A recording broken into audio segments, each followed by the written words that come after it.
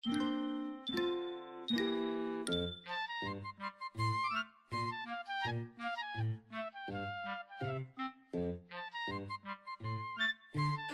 evening, everybody. I am Dad Bod. Tonight we are talking Animal Crossing for the Nintendo Switch. We know at some time in the next year or two, this game is going to be available to us. It's going to come out and we're going to love it. I'm excited. I hope you're excited too.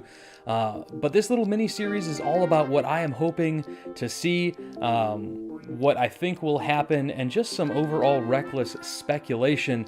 So if that sounds good to you, let's get going. So the very first thing I want to see in this new game is the ability to designate no-fly zones. You know, I've spent so much time in my other games making my town look sweet, putting flowers and bushes and all kinds of cool stuff, only for some jerk to move in on top of all of it, on top of my paths, and now have to redo everything. And it wouldn't be so bad if it was someone I really, really wanted, but it's always someone really bad, like Hazel. Like, what are you even doing? Take care of that stuff. You look like Anthony Davis.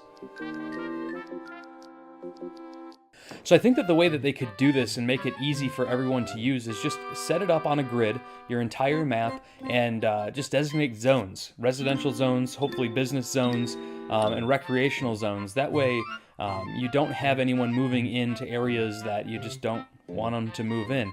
I think it would help overall, just the total layout of your town and making it more what you want rather than what the game is going to say, no, this is what you get.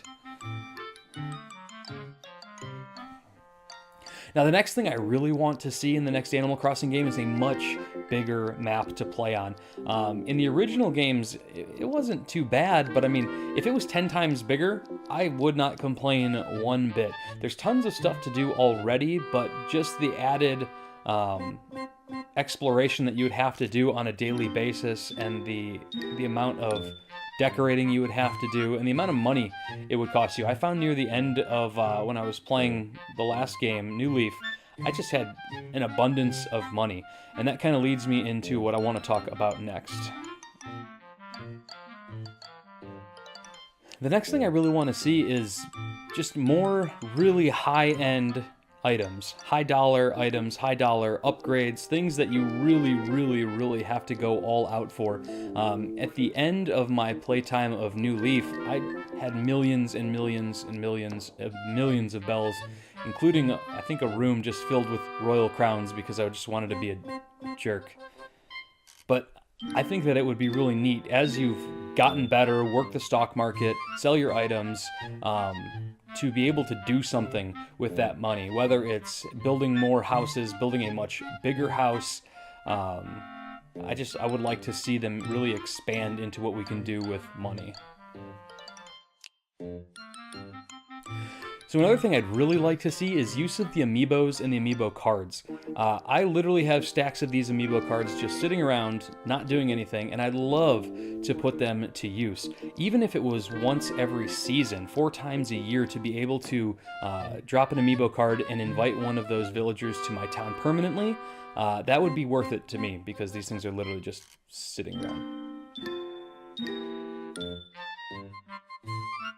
And the last thing we're going to talk about tonight is kind of a hot take, and you may disagree with me, but personally, I think that they should get rid of the option to time travel completely.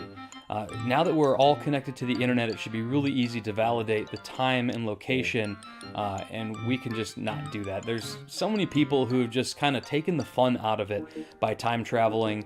I think the game plays really well as it's intended to, and for me, time traveling just ruins it. I don't really see many benefits besides cheating the game that time traveling would be of use, and I know that it was abused heavily in Animal Crossing New Leaf when they introduced online so you could go to other people's towns and trade with them. They were getting items that just you couldn't get unless you waited a certain amount of time, and they were charging a premium for. I don't particularly care for that, and I think the game would be better without it.